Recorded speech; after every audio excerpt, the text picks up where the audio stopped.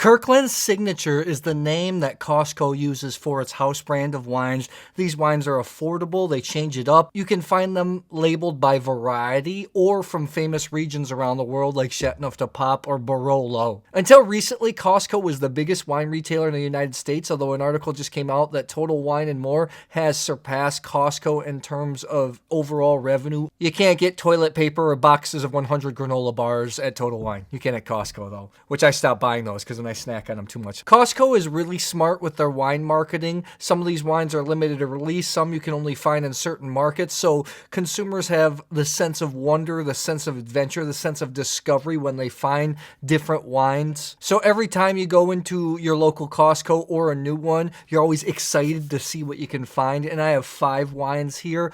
All of them under $20, and if you take out the champagne, all of them I think are under $10. These wines are not produced by Costco. They're produced by different wineries throughout the world. Then what happens is Costco buys certain lots of these when they're bottled. Like I know the Chardonnay is made by Gallo.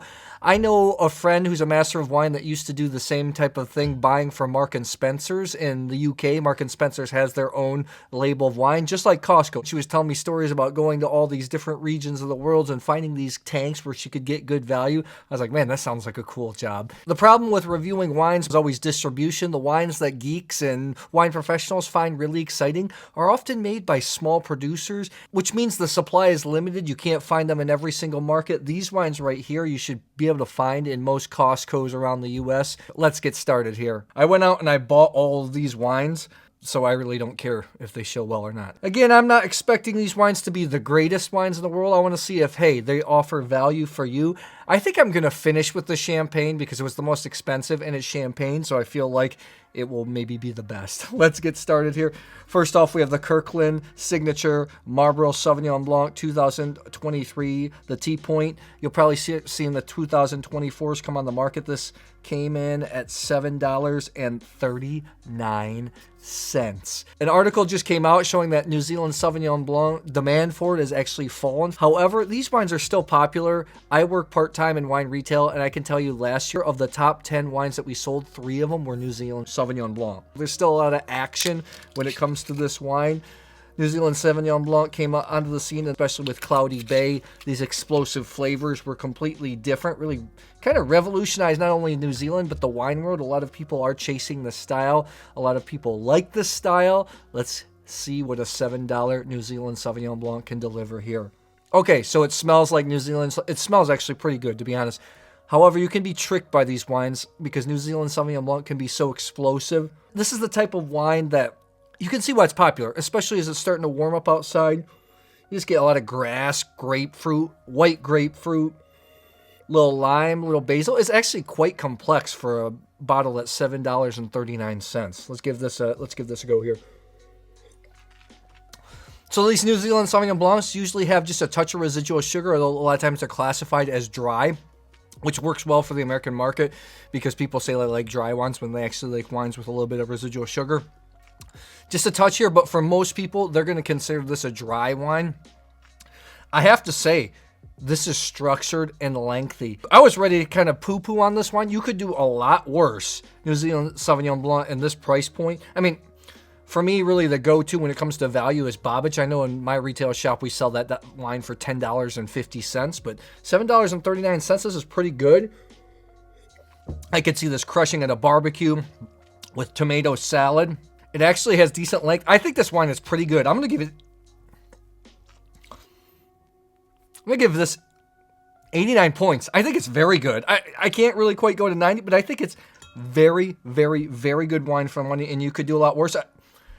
You can see why New Zealand Sauvignon Blanc is popular, and this is good, man. We get a whole magnum of Kirkland Signature Chardonnay from California. This is made by Gallo. $9.59 for a magnum.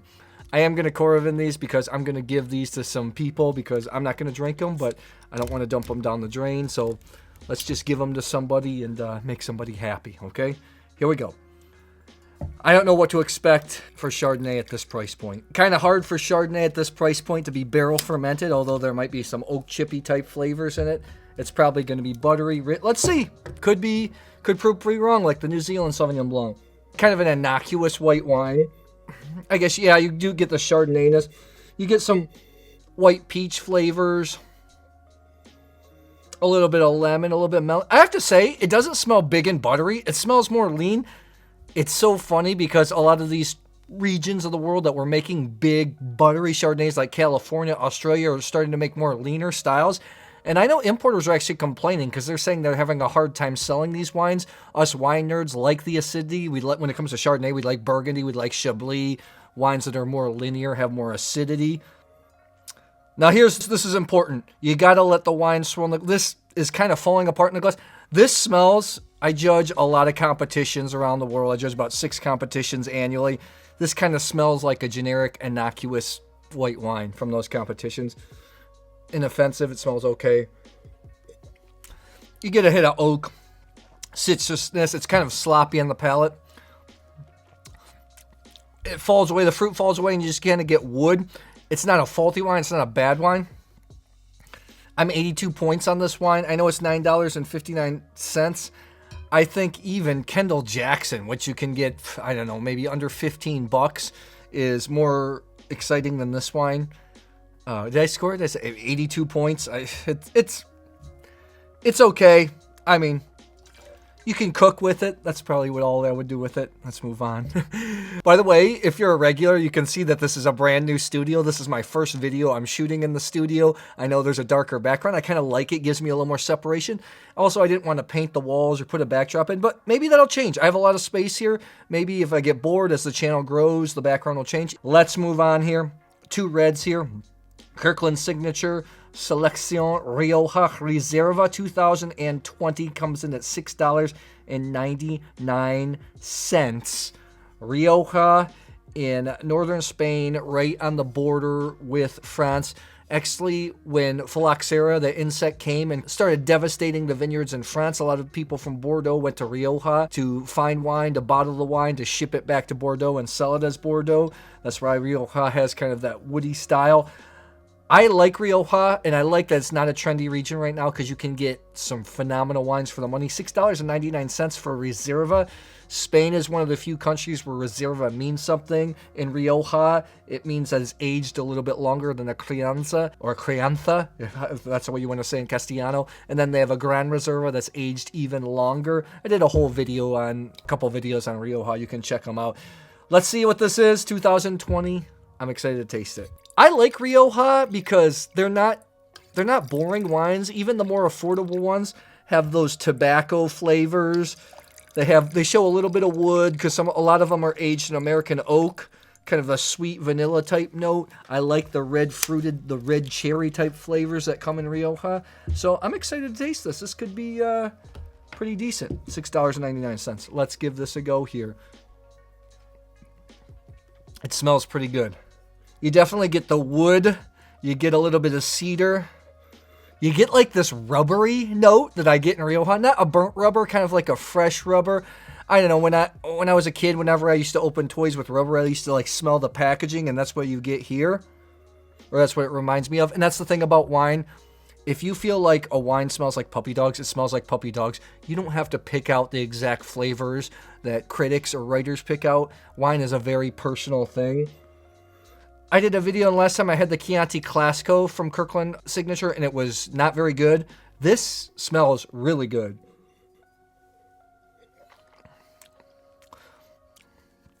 This has some wood, medium body. The fruit takes over. This is a very, very well-made wine.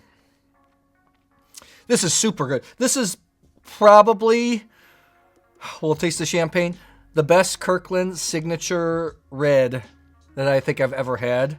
I think this is delicious. It has character. It tastes like Rioja. I want this with some jamon, some charcuterie, some ham, some manchego cheese. It's got structure. There's some tannin there. It bites. This is a Costco wine that you could bring to even wine geeks, and they would be really happy with this. I'm going to give it 90 points. I think it's very good. Very good.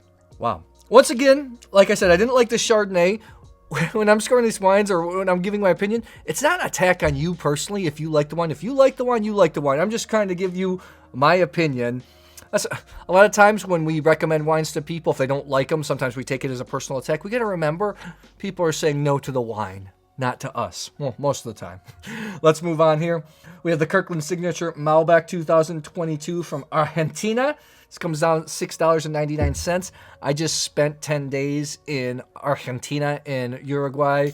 It was awesome. I was really inspired to see producers really working really hard to make the best Malbec possible. Malbec is a grape that is originally French, was brought over to Argentina because there were a lot of immigrants from France, Italy, all over the place. It really did well. The high altitude desert region of Mendoza where you get thicker skins. The wines tend to be a little more fruity, a little more plush than the wines of Cahors. Cahors is a region in France where it's mostly made of Malbec. You'll find a little bit of Malbec in Bordeaux because it's a Bordelais grape originally, but it's fallen out of favor there. Argentina is really the new spiritual home of Malbec. These are great steak wines. I got a great story. When I was in Argentina a couple weeks ago, I stopped and I treated myself to a steak dinner before I started my intense tastings. And I thought, you know what? I'm going to be tasting a lot of Malbecs. With my steak, I got a Cabernet Franc because Cabernet Franc is doing very well in Argentina. And it was really good wine, but I was eating my steak and I was drinking my Cabernet Franc. I said, you know what? Something's missing. I probably should have got a Malbec. When I was in graduate school and just learning about wine, and I couldn't afford a lot of wines. I wish back then I knew, or I don't know, when did Costco exist? I don't know. But anyways, wish Costco existed then because these are better than a lot of the wines that I was getting at the supermarket. I remember going and trying one Malbec and saying, I don't like Malbec. And I remember someone in the shop saying, you need to try the right one. And that's the point in wine. Even with one grape, there are so many different types of wines, so many different producers, so many different price points. You can't say just because you tried one grape once that you don't like it, especially in wine. Food, for that matter. If you've had a McDonald's, like me, I hate fast food. If I only had a McDonald's hamburger and said I hate hamburgers, it's kind of an ignorant statement because I like the hamburgers I make and I like some delicious gourmet burgers. Let's give this a go. It smells like Malbec. I get some blueberry fruits, some black cherry, some cassis, a little bit of earth. It's more fruity type of wine that's going to please a lot of people. It smells a little bit thinner. It doesn't smell like a big... Let me find an example here. I don't know if you've ever had fresh cantaloupe, fresh melon, especially if you go to Italy, you have prosciutto and melon. My dad's a farmer. We used to trade melons. I remember cutting them open and tasting them versus one that's sitting in the supermarket. The fresh one is so intense, while the one in the supermarket, the sugars went down. That's kind of what happens here. This doesn't smell like an intense, fine Malbec. It just smells like Malbec, just a little bit thinner.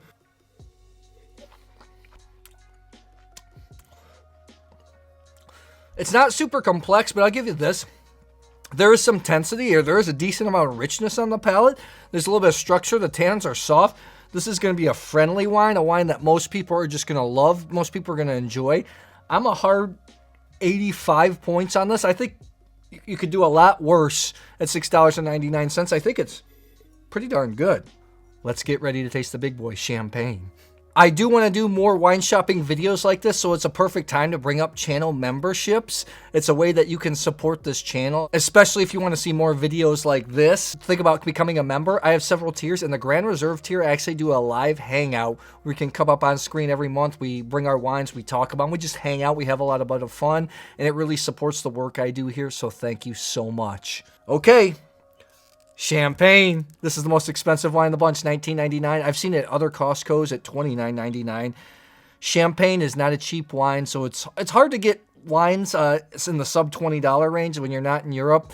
In Champagne, what happens to get cheaper wines is you take the grapes, and once you have the first press, you get them out of the skins, that becomes the highest quality juice. And then you do different pressings of the skins to squeeze out more juice.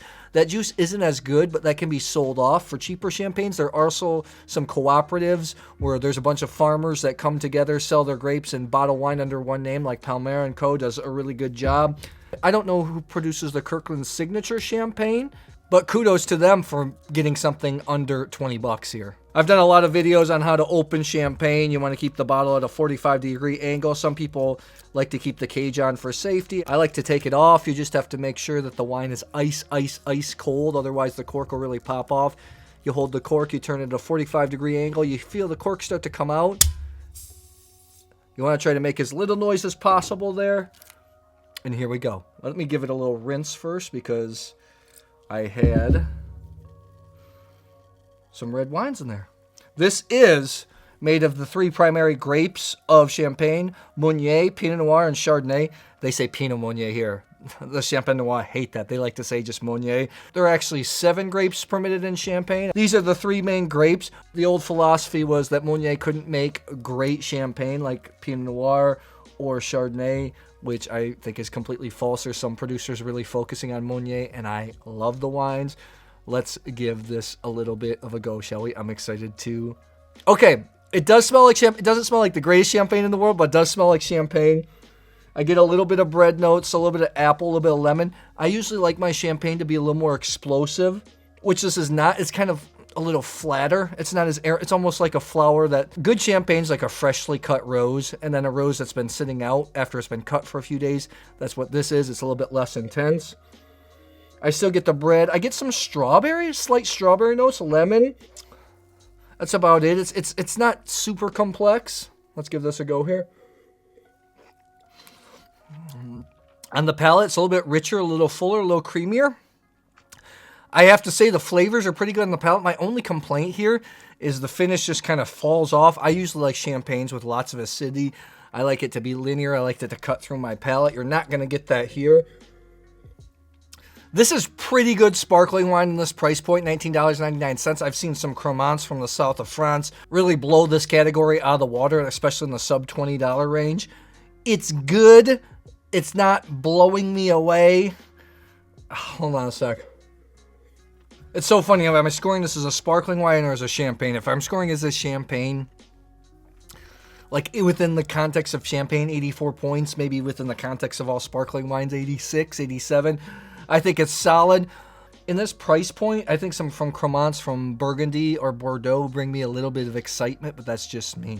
As we saw, we can find some decent wines here. I think I was most excited about the Rioja and ironically the New Zealand Sauvignon Blanc. How often do you buy wines at Costco? How often have you tried these wines? What do you think of the new studio too, by the way? Drop it in the comments below.